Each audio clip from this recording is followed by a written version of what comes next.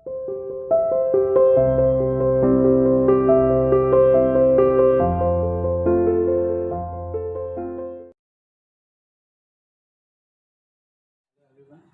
Welcome to mathematics online class.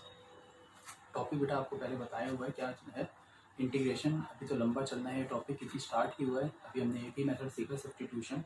ठीक है, उसकी प्रॉब्लम्स और भी हैं अभी जो मैं आपके साथ में आज भी शेयर करने वाला हूँ, आपको बताने वाला हूँ किस तरह से उनको सॉल्व किया जाए। ठीक है, तो कुछ अलग अलग तरह के जो क्वेश्चन है, क्योंकि देखिए मैंने इनको एक ही साथ वीडियो में कवर जानबूझ के नहीं कराया ताकि आप धीरे धीरे सीखें और समझें। ठीक है ना, बोलते हैं ना slow and steady wins the race, तो बिल्कुल उसी कंसेप्ट में चल रहा हूँ कि थोड़ा थोड़ा पार्ट ही पढ़े लेकिन इफेक्टिवली पढ़े। ठीक है, तो आज भी हम कुछ और क्वेश्चन सीखने वाले हैं। ठीक है, तो इसी में है पहला क्वेश्चन जो मैं आपको बताने वाला हूँ, वो ये है इंटीग्रेशन। फाइंड आउट करना है हमें integrate 1/x + x log x dx। x + x log x। ठीक है, अब देखिए इस क्वेश्चन को कैसे लिख सकते हैं। dx/x क्योंकि कॉमन है तो 1 + log, इस तरह से लिख सकते हैं। अब आपको ये पता है सब्स्टिट्यूशन करने में हमें ये ध्यान रखना है कि इस वैल्यू को t ऐड किया जाएगा, जिसको भी t ऐड किया जाएगा उसका डेरिवेटिव भी जरूर से किया ही जाएगा।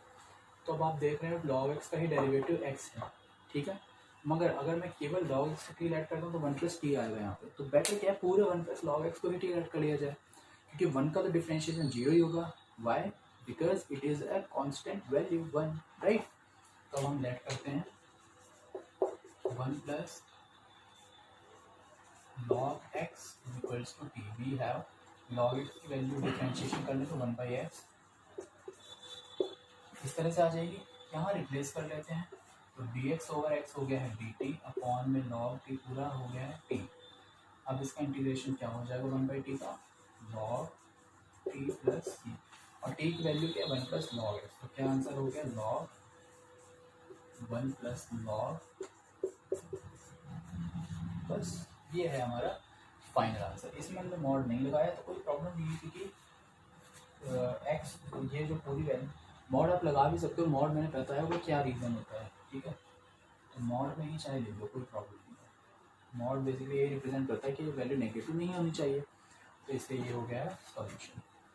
ठीक, तो इस तरह से ये था क्वेश्चन, इस तरह से सॉल्व किया जाए, सब्स्टिट्यूशन मेथड भी था। नेक्स्ट क्वेश्चन एक और बता रहा हूँ, वो ये लिखा हुआ है इंटीग्रेशन x³ - 1 x⁵ 5 dx, और इसकी पावर है 1/3।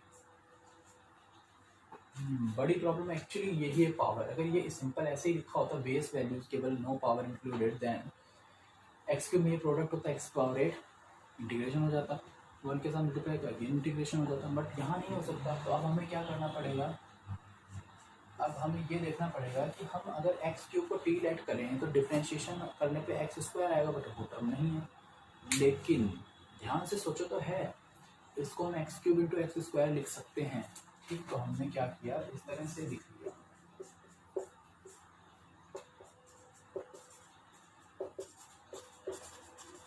ऐसे लिख सकते हैं। ठीक, अब हम लेट कर लेते हैं x³ - 1 = t। तो x³ का डेरिवेटिव हो गया 3x² dx = dt। x² dx की वैल्यू dt/3 यहाँ रिप्लेस कर दीजिए, तो 1/3 बाहर लिख देते हैं।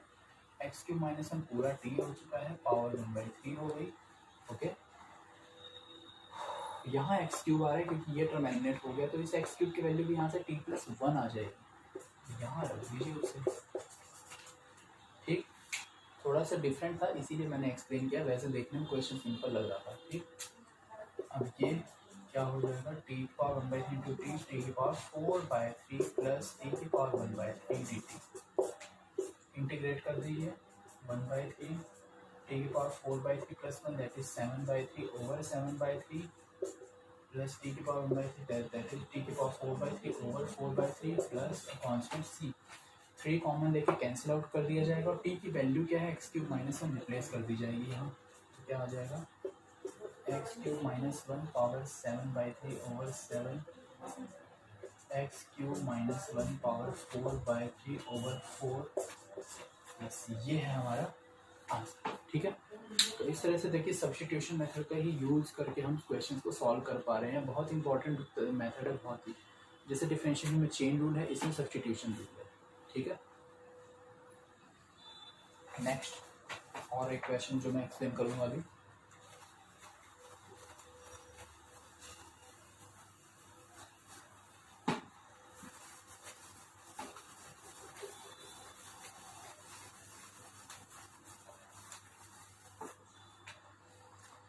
नेक्स्ट क्वेश्चन लिखा हुआ e to the power 2x minus 1 over e to the power 2x plus 1 dx।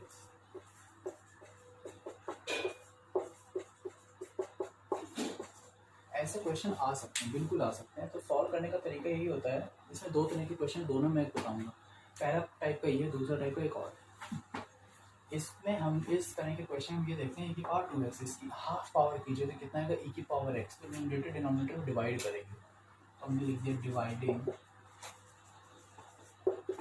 by e to the power x in numerator and denominator। ठीक, तो क्या बन जाएगा यहाँ e to the power 2x में जब डिवाइड होगा तो e की पावर x रह जाएगा वो, और जब 1 के साथ डिवाइड होगा तो ऐसे नहीं लिख देंगे हम इसे, एक जगह माइनस है कहीं पे न्यूमरेटर में। ठीक है, न्यूमरेटर में माइनस है। ठीक, अब आप ध्यान से देखो, इसको डिनोमिनेटर में टी ऐड कर देते हैं, इसका डेरिवेटिव e की पावर x ही रहेगा, e की पावर माइनस एक्स का डेरिवेटिव माइनस e की पावर माइनस एक्स हो जाएगा। इस तरह से देखिए, ये पूरी वैल्यू यहाँ लिखी है, तो ये dt में बदल चुकी है, चेंज हो गई है, तो dt ओवर टी क्या हो जाएगा लॉग टी की वैल्यू रिप्लेस कर दो, आंसर आ गया।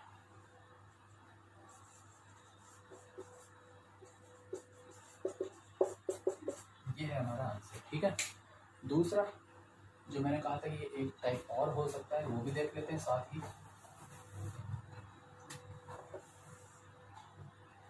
ठीक, दूसरा टाइप जो है उसमें भी ऐसा ही क्वेश्चन है, लेकिन थोड़ा सा चेंज है। e की पावर 2x प्लस e की पावर माइनस 2x ओवर,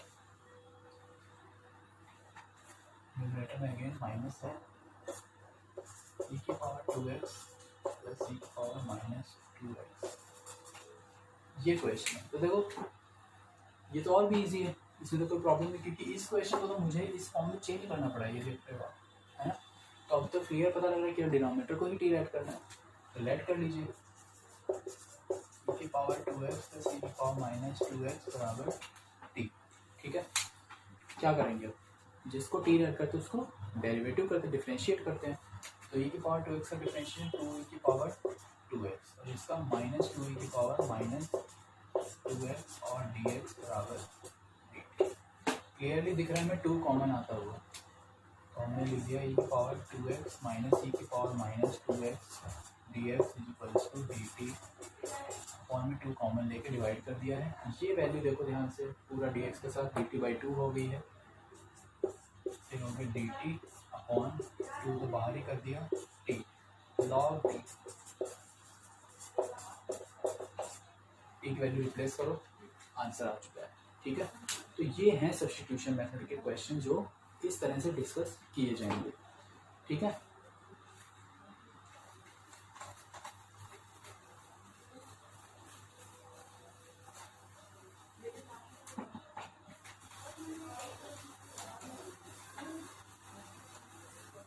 आगे देखते हैं और क्वेश्चन। तो ये है under root of 10x over sin x into cos x. ठीक है, डेरिवेटिव करना है, सॉरी इंटीग्रेट करना है। tan भी आ रहा है, साइन भी आ रहा है, कॉस भी आ रहा है, बहुत सारे टर्म आ रहे हैं। ठीक है, हम tan में बदलते हैं इसे। ठीक है, तो tan में बदलने के लिए क्या होगा, ये तो ऑलरेडी tan है लेकिन ये नहीं है, तो यहाँ डिवाइड करेंगे, कॉस से डिवाइड होगा तो मल्टीप्लाई भी होगा। तो हम क्या करते हैं, multiplying by cos x in numerator and denominator both, तो tan √10x over sine upon cos जो होगा वो हो जाएगा tan x, और clear step, root upon ten, तो √10x हो जाएगा डिनोमिनेटर, और ये सेकेंड स्क्वायर एक्स हो जाएगा यहाँ इस तरह से। अब तो मुझे पता है अब आपको समझ में आ गया क्वेश्चन। अब क्या होगा, सब्स्टिट्यूशन सिंपल, क्या कह सकता लग गया क्योंकि tan x का डेरिवेटिव तो है tan सेकेंड स्क्वायर एक्स। इसी चीज़ को ध्यान में रखते हुए मुझे समझ में आया था कि यहाँ cos x से डिवाइड करेंगे तो साइन cos स्क्वायर एक्स की वजह से सेकेंड स्क्वायर एक्स फॉर्म हो जाएगा। यही तरीका होता है कि आप किस तरह से सोचें क्वेश्चन के बारे में, ठीक है। तो ये हो चुका है, अब लेट करना है हमें tan x equal to t, tan x का डिफ्रेंशिएशन सेकेंड स्क्वायर एक्स और dx बराबर में आ जाएगा dt। आगे इधर कर दे रहा हूँ सॉल्व, तो कितना हो जाएगा ये second square X D X की value D T upon √t, मतलब t की पावर माइनस हाफ, इंटीग्रेट कर देते हैं तो t की power minus half plus 1 over minus half plus 1 plus C, और t की वैल्यू कितनी है, t की वैल्यू है tan x, तो ये हो गया tan x और √ अपॉन में 1/2 प्लस सी, मतलब हाफ आ जाएगा। तो ये हो गया है फाइनल आंसर, ठीक है। तो ये सब्स्टिट्यूशन मेथड से रिलेटेड और कुछ एग्जांपल्स थे, ठीक है।